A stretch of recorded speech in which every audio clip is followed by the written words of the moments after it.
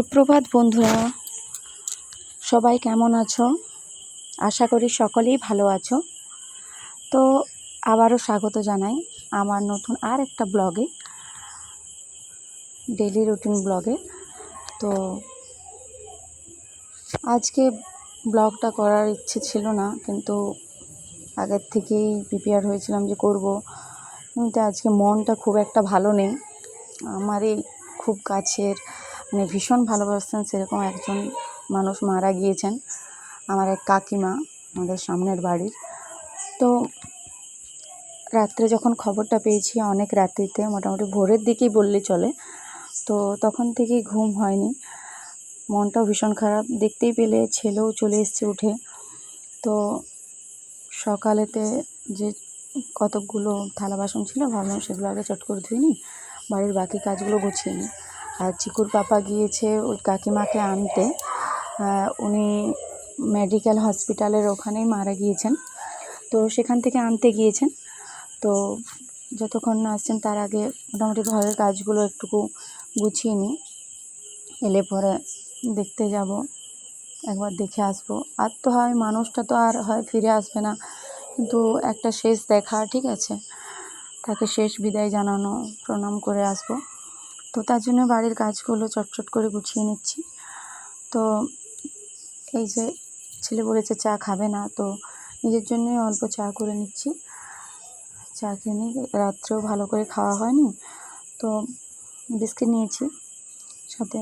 তো চা বিস্কিটটা খেয়ে পরে এখন তো কিছু খেতে পাবো না এমনিতেও, কারণ আমাদের এখানে মানুষ মারা গেলে সাধারণত সেদিনটাতে ভাত হয় না। তো স্নান টান করে একবারে রুটি করব, রুটি সবজি কিছু করব। তো তার আগে ঘরের কাজগুলো একটু গুছিয়ে নিচ্ছি। ছেলে উঠে পড়েছিল, বেডটা তো এত গোছালো হয়েছিল, তো বেডটা আগে গুছিয়ে নিলাম। গুছিয়ে নিলে কি হয়, ঘরটা দেখতে খুব ভালো লাগে, একটা ফ্রেশনেস আসে। আর এই যে ছেলের জন্য ওর বলাই দাদা কচুরি নিয়ে এসছে, কচুরি নাকি ছোলা বাটোরা, আমি তখন অতটা ভালো করে দেখা হয়নি, ভিডিওটা জাস্ট করেছিলাম, মনটাও ভালো ছিল না। তো ভাবলাম ও তো ছোটো ছেলে, ও খাবারটা খেয়ে নিক, না খেয়ে কেন থাকবে। এদিকেতে কিছু কাপড় ছিল, সেগুলো আমি একটু ভিজিয়ে দিই, সার্ফ এক্সেল দিয়ে ভিজিয়ে দিলাম। বাড়ির কাজগুলো করে নেওয়ার পর ওগুলো একটু ধুয়ে নেব। তো বাড়ির কাজগুলো মন একদম ভালো নেই, কি বলবো, কাকিমা ভীষণ ভালোবাসতেন। তো আরেকটা কি ভেবে এত খারাপ লাগছে যে কাকিমার একটা মেয়ে রয়েছে, একটা মেয়ে, তার বিয়ে হয়েছে, তার একটা ছোট্ট বাচ্চা মেয়ে আছে, আর আর ছেলে বলতে আর অন্য কেউ নেই। তো কাকু একা হয়ে গিয়েছেন একদম সম্পূর্ণ। তো ওই মেয়েটার অবস্থা, কাকিমার মেয়েটার অবস্থা সম্পূর্ণ সে ধরতে গেলে আমার মতোই হয়েছে কিছুটা। তো আমি জানি দুঃখটা কত, কষ্টটা কত হচ্ছে ওর, কারণ আমিও এরকমভাবে আমার মাকে খুব কম বয়সে হারিয়েছি। মায়ের তখন খুব বেশি একটা বয়স নয়, 46 বছর বয়সে মারা গিয়েছেন। তো আমার ছেলে তখন একদমই ছোট ছিল, ঠিক যেমন ওর এখন অবস্থা সেম এরকমই। তো আমি সেই দিনগুলো নিজের মনে পড়ছে, যে দিনগুলো আমায় দেখতে হয়েছে। কি বলো না, ধরো বাপের বাড়িতে যাব, নিজেকে গিয়ে সব কিছু করতে হবে, যাওয়ার মাত্রই জলটাও নিজেকে নিয়ে খেতে হবে, বাবার কাছ থেকে তো নেওয়া যাবে না। যদিন ধরো ওখানে থাকবো, বাবাকে একটুকু সেবা করব, বাবাকে রেঁধে খাওয়াবো, বাবার করা তো খেতে পারবো না। তো কি বলো তো, মা থাকা একটা আশা থাকা, গিয়ে হ্যাঁ, যে মা এই জিনিস বানাবে। গেলে কি হতো বলো তো, মা বিভিন্ন রকম জিনিস বানাতো সারাদিন, এটা ওটা ছেলের জন্য, যখন ছোটো ছিল খেতে চাইতো না তাও বানাতো। তো সেগুলো ভীষণ মিস করি। তো আমি সেই জায়গার থেকেই বুঝতে পারছি যে ওরও কতটা কষ্ট হচ্ছে।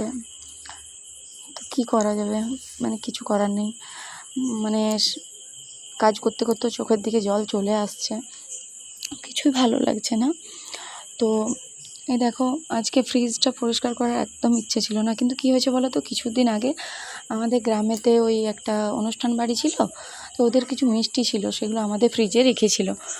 তো কী হয়েছিল, যখন নিয়েছে তো মিষ্টির রস লেগেছে এখানে ওখানে। তো মানে কি বলবো, একটা কীরকম চিপচিপে ভাব হয়ে গিয়েছে পুরো ফ্রিজটাতে, বাইরেটাতে। বিশেষ করে দেখো, মানুষকে তাদের নেই বলেই ব্যবহার করতে চেয়েছে, ঠিক আছে, রাখতে চেয়েছে, সেখানে তো না বলা যায় না। তো ভাবলাম নিজে একটু পরিষ্কার করে নিই। আর এই যে ডাইনিং টেবিলটা একটু মুছে নিলাম, এটা একটু ব্ল্যাক কালারের শেড দেওয়া আছে, তো কি হয়েছে, কাঁচের ব্ল্যাকের উপরে ধুলো বসে ভীষণ। আর এই যে ডাইনিং টেবিলটাতে যে জিনিসগুলো দেখছো ছোটো ছোটো, এগুলো সম্পূর্ণটাই আমার নিজের হাতে বানানো। মানে বিভিন্ন জিনিস দিয়ে আমার, মানে কোনো কিছু ফেলে দিই না, এটা ওটা জিনিস দিয়ে কিছু না কিছু বানাতে ভালো লাগে। তো সেই সব জিনিস দিয়ে বাড়িটাকে সাজিয়েছি। তো চলো, এদিকে আমি কাপড়গুলো ধোয়া কাচা করে নিয়েছি। তার মাঝে একটা জিনিস বলে দিই, কাকিমাকে নিয়ে আসা হয়েছে, দেখতে গিয়েছিলাম, তো দেখে এলাম। তো দেখে এলে কী হয়, ধরো গিয়েছি যখন, একটু ছোঁয়া নাড়া হলো, একটু প্রণাম করলাম, তো এসে আগে কাপড়টা ছাড়তে হয় আমাদের। তো কাপড়টা ছেড়ে নিয়ে পরে যে বাকি যে কাপড়গুলো ভেজানো ছিল ওগুলো একটু ধোয়াধুয়ি করে নিলাম। এই যে এরপর ছাদেতে মেলে দেবো। অনেক দেরি হয়ে গিয়েছে, মানে ভীষণ দেরি হয়ে গেছে, কি বলবো, 12টা পেরিয়ে গেছে আশা করি, ঘড়ি তো দেখা হয়নি। তো ভাবলাম এগুলো জলদি জলদি একটুকু দিয়ে দিই, তারপর গিয়ে পরে স্নানটা চট করে সেরে নিয়ে খাবারটা করব। কারণ ধরো দুজন বয়স্ক ব্যক্তি আছে, মা বাবা, ঠিক আছে, তো তাদেরকেও খেতে দিতে হবে তাড়াতাড়ি একটুকু। তো কাপড়গুলো দিয়ে পরেই চলে যাব। আর কিছু শুকনো কাপড়ও ছিল ছাদেতে, কাল ভেজা ছিল, সেগুলো সকালেতে একটু রোদে দিয়েছিলাম, সেগুলো তুলে নিয়েছি। তো চলে এলাম, স্নান হয়ে গিয়েছে। একটা কি, আমার গোপাল সোনাকে তো এখন ছুঁতে পাবো না, তো স্নানও করাতে পাবো না, তো ভাবলাম কি যে তোমার প্রণামটা একটু করে নিই। তো গোপাল সোনাকে প্রণামটা সেরে চলে এসেছি। আর এদিকেতেই যে রুটির জন্য আটা মেখে নিয়েছি আর লেচি কেটে নিলাম। তো চলো, এখানে ভিডিওটা করছি না, কারণ ইন্ডাকশানেতে রুটিটা করব, তাহলে একটু অসুবিধা হয়। তোমাদেরকে তো ফার্স্ট ব্লগেই বলেছি যে আমাকে হাতে ধরে ধরে ভিডিও করতে হয়, এখনও পর্যন্ত আমার কাছে কোনো স্ট্যান্ড বা কোনো কিছু নেই, তো একটু অসুবিধে হয়। ওদিকে রুটিটা করে নেওয়ার পরে এদিকে কুমড়োটা কেটে রেখেছিলাম, তো কুমড়ো করে নিচ্ছি। কুমড়োটা করার পর ভাবছি অল্প সুজি করে নেব। কি বলো তো, মানে বাবা একটুকু ঝোল সবজি না হলে, রসালো সবজি না হলে রুটি খেতে বাবার ভীষণ অসুবিধে হয়। তো ভাবলাম কি যে একটুকু সুজি করে নেবো, একটু পাতলা পাতলা করে করব, তাহলে খেতে অসুবিধা হবে না। তাহলে সবজিটা করে নেওয়ার পরে সুজিটা করে নেব। ওদিকে ছেলে বারবার বলছে যে মা আমাকে দেখাতে নিয়ে গেলে না কেন। তো আমি ভাবলাম কি, ও তো ছোটো, রাত্রেতে ওর মানে হয়তো মনে পড়তে পারে, খারাপ লাগতে পারে, তার জন্যে নিয়ে গেলাম না।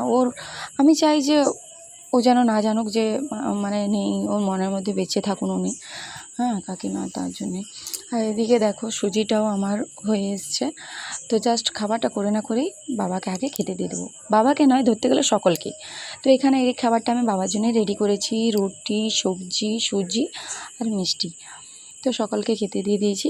আর যে থালা বাসনগুলো যেগুলো এগুলো ছিল সেগুলো আমি ধুয়ে নিয়েছি, আর যেগুলোতে করেছিলাম ওগুলোও ধুয়ে নিলাম।